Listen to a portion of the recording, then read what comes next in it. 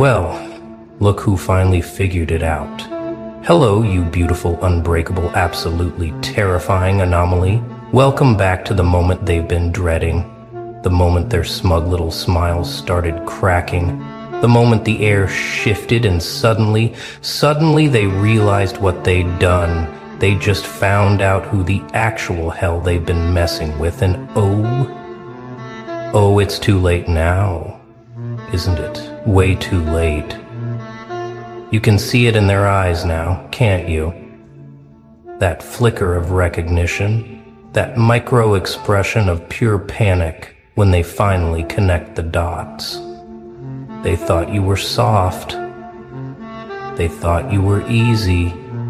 They thought you were just another face in the crowd they could step on, use up, and forget about. They thought wrong.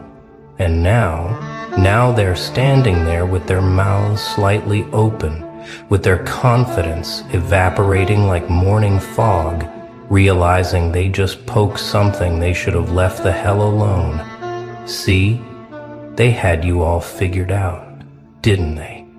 They wrote your story before you even opened your mouth. They labeled you, categorized you, filed you away in their little mental databases, under harmless, under pushover, under won't do anything about it. They saw your silence and mistook it for weakness. They saw your patience and confused it with fear.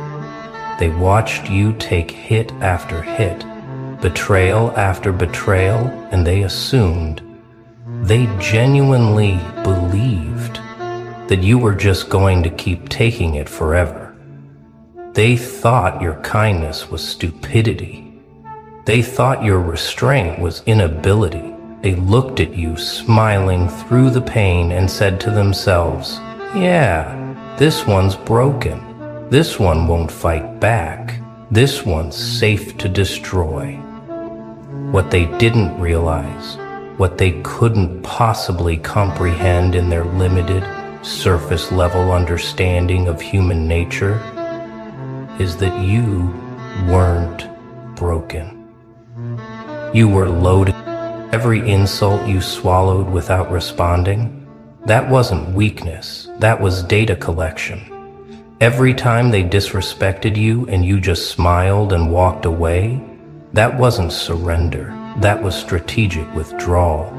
Every moment they thought they were winning, every second they spent celebrating their little victories over you, you were in the background, in the shadows, in the silence, becoming something they would never recognize. You were studying them, learning their patterns, memorizing their tactics, understanding exactly who they were beneath the masks they wore. And the whole time, the entire time they were busy underestimating you, you were evolving into their worst nightmare. Not loud, not obvious, not with warnings or threats or dramatic declarations. You evolved in silence, in secret, in the kind of darkness that forges weapons, not victims. Now here's where it gets beautiful. Here's where the story shifts from tragedy to reckoning.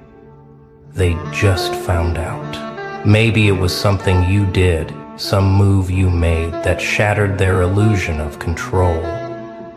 Maybe it was something you said, some sentence delivered with such cold precision, it cut through all their defenses at once. Maybe it was just the way you looked at them, that moment when your eyes met theirs, and they saw something they'd never seen before, something ancient and unforgiving staring back at them. Whatever it was, whatever moment triggered their awakening, it doesn't matter anymore, because the revelation has arrived. They know now.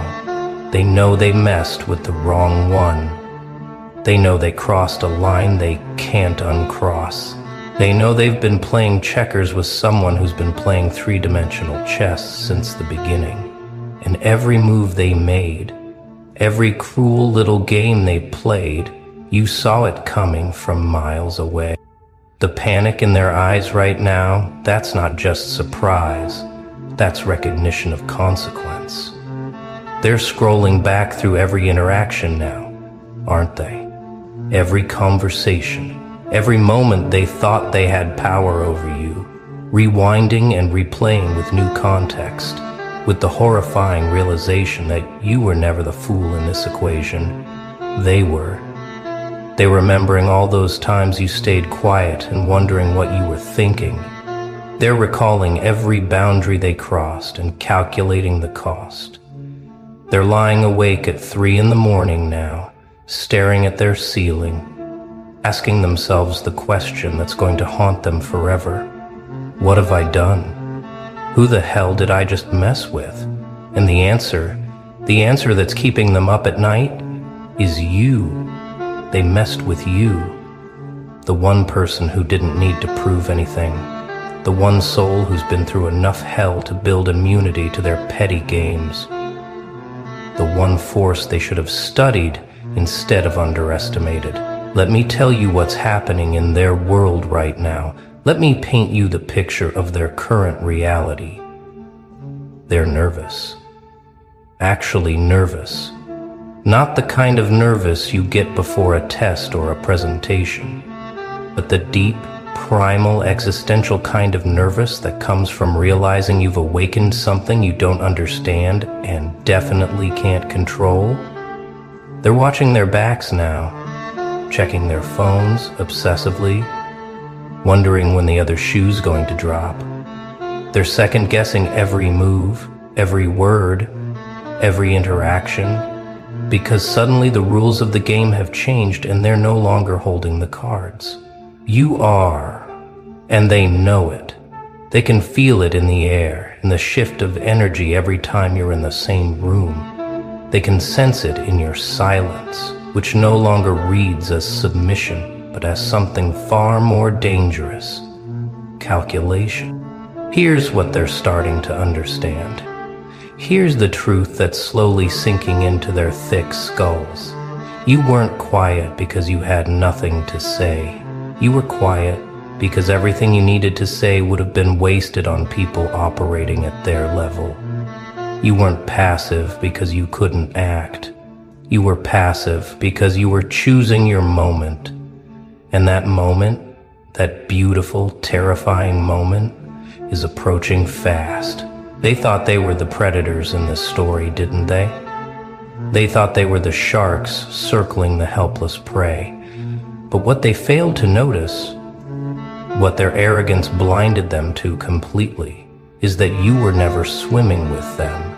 You were underneath them the whole time, in deeper waters, in darkness they couldn't reach, growing bigger, growing stronger, growing into something that makes sharks look like goldfish. You want to know the funniest part? The absolute cosmic joke in all of this? They did this to themselves.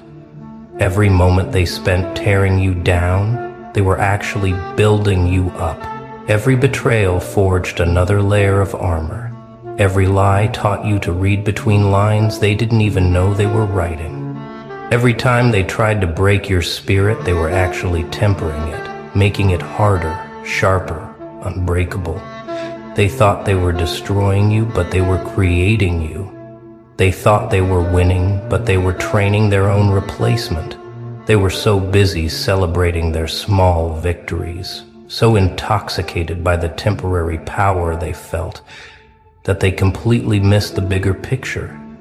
You weren't their victim. You were their teacher, and the lesson, the lesson they're about to learn is going to cost them everything they thought they owned. Now we descend into the part that's going to hurt them the most, the realization that's going to eat them alive from the inside out. They can't undo this. They can't apologize their way out. They can't smooth talk, manipulate, or charm their way back into your good graces. Because those graces, those second chances, those opportunities for redemption, they expired. They're gone, deleted, burned to ash and scattered in winds they'll never catch. See, there was a window, wasn't there? There was a time when a genuine apology might have mattered. when acknowledgement of their wrongs might have meant something, when they could have chosen differently, and maybe, just maybe, salvaged some kind of relationship with you. But they didn't take that window. They boarded it up. They painted over it. They pretended it didn't exist because they were too proud, too convinced of their own superiority, too certain that you would always be there, always be available, always be the one they could come back to when everyone else abandoned them. Wrong, so catastrophically, irreversibly wrong, because you're not that person anymore. You're not the one who waits by the phone hoping for crumbs of respect. You're not the one who accepts half-hearted explanations and hollow promises. You're not the one who confuses someone's need for you with actual love or loyalty. You evolved past that version of yourself months ago, maybe years ago, and they missed it completely because they were too busy assuming you'd never change, never grow, never become someone who could look them in the eye and feel absolutely nothing. But that's exactly what happened, isn't it? You reached a point where their opinion became irrelevant. Their presence became optional.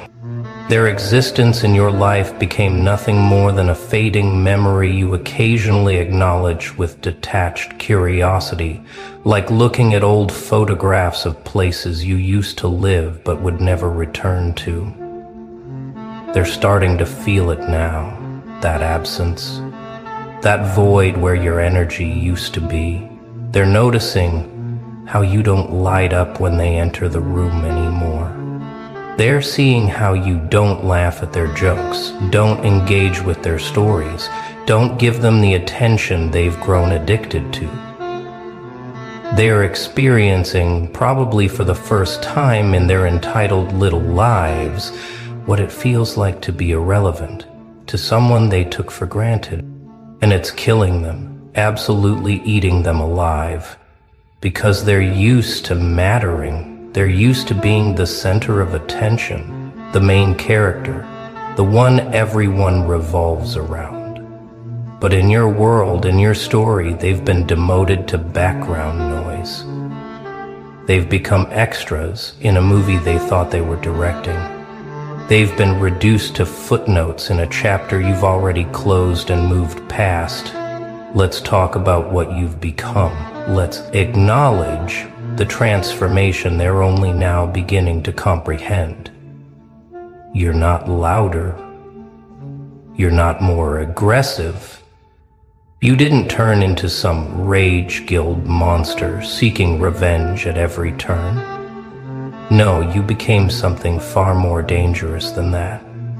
You became calm, unreachable, untouchable. You developed the kind of peace that comes from complete detachment, the kind of strength that doesn't need to flex or prove itself, the kind of power that operates in silence and strikes with precision.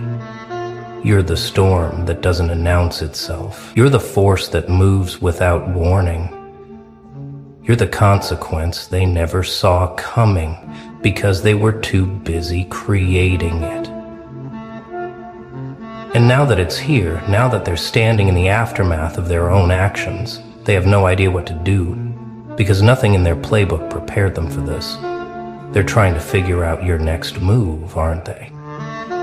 Analyzing every action, every word, every social media post, looking for clues, searching for patterns, trying to predict what you're going to do with this power you've accumulated. But here's what's driving them absolutely insane. You're not doing anything. At least, not anything they can see or measure or defend against.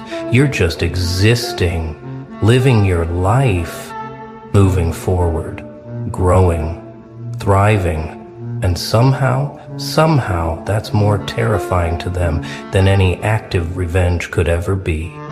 Because revenge, they could understand. Revenge, they could prepare for. Revenge would make you predictable again. would bring you back down to their level, would give them something to point at and say, see, they're just as bad as we thought. But you're not giving them that. You're not giving them anything. You're just being you in your full power, and that power is so blinding they can't look directly at it without flinching. The ones who hurt you the most, the ones who betrayed you deepest, they're watching you now with something approaching awe mixed with terror. They see you succeeding. They see you happy. They see you unbothered by the chaos they tried to create in your life. They see you with people who actually value you, in spaces that actually deserve you, living a life they told you that you'd never have without them. And it's destroying the narrative they built about you. It's shattering the lie they told themselves to justify their treatment of you. They needed you to fail. They needed you to crumble. They needed you to prove that their assessment of you was correct, that you were weak, that you couldn't make it without them, but you did. You made it. You're making it. And every day you continue to rise is another day their ego takes a hit it can't recover from. Here's where we go even deeper into the psychological warfare they're experiencing right now without you lifting a single finger. They're comparing themselves to you now, constantly, obsessively. They look at their own lives, their own choices, their own trajectories, and they measure them against yours, and they're coming up short. So desperately short, they're stuck in the same patterns, the same toxic cycles, the same shallow existence they were in when they knew you. Meanwhile, you've transcended, you've evolved, you've become a version of yourself they don't recognize, a version that makes their own stagnation painfully obvious. They're watching you from a distance, scrolling through your life like it's a movie they can't stop watching, even though it hurts. And with each scroll, each glimpse into your world, they feel smaller, less significant, more regretful. The regret is setting in now like poison in their veins. It started slow, just a whisper in quiet moments. Maybe I was wrong about them. But now it's grown into a scream they can't silence. I messed up. I lost someone I'll never find again. I destroyed something I'll never rebuild. They're lying awake, replaying conversations, reimagining scenarios, wondering what their life would look like if they had treated you with the respect you deserved from the beginning. They're fantasizing about alternate timelines where they weren't complete fools, where they recognized your value before it was too late, where they earned the right to stand beside you instead of below you. But these are just fantasies.